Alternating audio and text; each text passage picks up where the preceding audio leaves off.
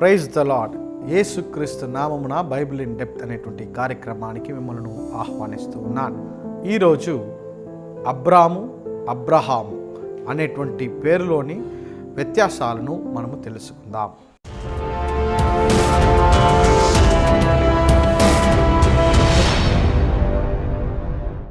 ఆదికాండము 12వ అధ్యాయంలో అబ్రహామును అబ్రాము అని దేవుడు పిలుస్తూ ఉన్నాడు.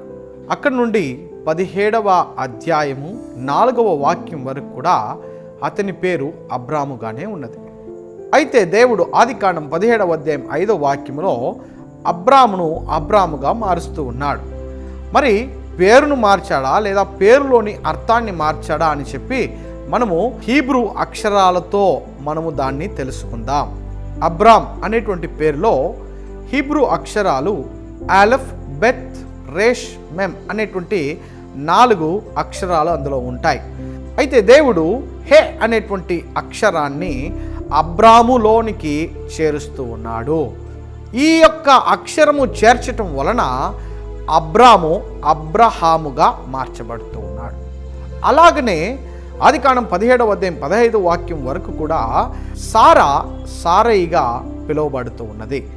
అయితే ఈ యొక్క అక్షరాలను కూడా మనం గమనించి చూసినట్లయితే ఇందులో కూడా దేవుడు హే అనేటువంటి హీబ్రూ అక్షరాన్ని చేరుస్తూ ఉన్నటువంటి విషయాన్ని గమనించవచ్చు. మరి దేవుడు హే అనేటువంటి అక్షరాన్ని ఎందుకు ఇద్దరి పేర్లలోనూ చేరుస్తూ ఉన్నాడు? అయితే దేవుడు పేరును మార్చాడా లేదు అందులోని అర్థాన్ని మారుస్తున్నాడా మనము గమనించి చూద్దాం. హీబ్రూ భాషలో మొత్తం 22 ఆల్ఫబెట్స్ ఉన్నాయి.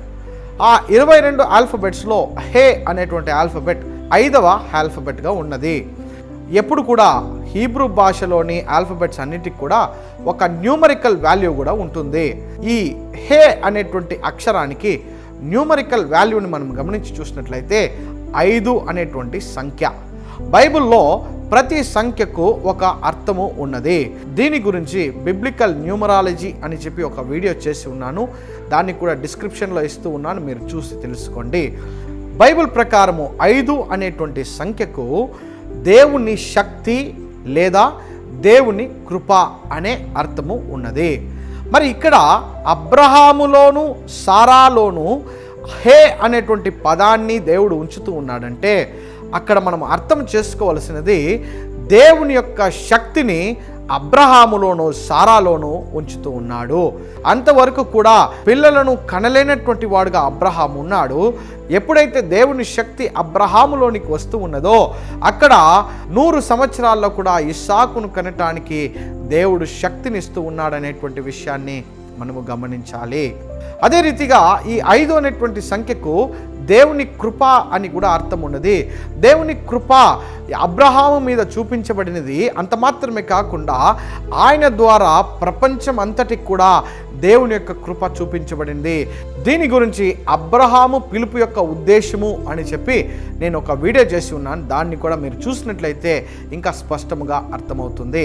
అనగా యేసుక్రీస్తు యొక్క పుట్టుకకు అబ్రహాము ప్రారంభముగా ఉన్నాడు. ఆయన సంతతిలోనే యేసుక్రీస్తు జన్మిస్తూ ఉన్నాడు. కాబట్టి దేవుని యొక్క కృప అబ్రహాము ద్వారా యేసుక్రీస్తు రూపములో ఈ ప్రపంచానికి కలిగిందని చెప్పి అబ్రహాము కూడా ఆ యొక్క కృపను అనుభవించాడని చెప్పి మనము తెలుసుకోవచ్చు. దీన్ని మనము తప్పుగా అర్థం చేసుకోకూడదండి.